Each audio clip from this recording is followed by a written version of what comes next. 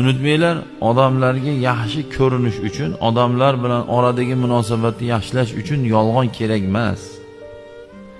Agar yolg'on bilan orangizni yaxshi qiladigan bo'lsangiz, unaqangi do'st ham kerak emas. Ko'rmagan tushini ko'rdim deyish yo tushiga qo'shib yolg'on qo'shishlik eng katta yolg'on hisoblanadi. Eng katta yolg'on hisoblanadi.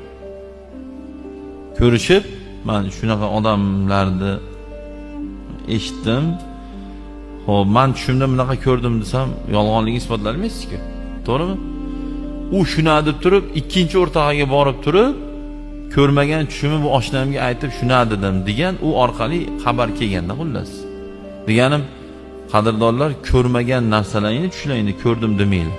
Ko'rmagan odamlarni ko'rdim demanglar. Bu yaxshi emas bu. Juda yomon gunoh bu. O'zi yolg'on yomon-da, sabab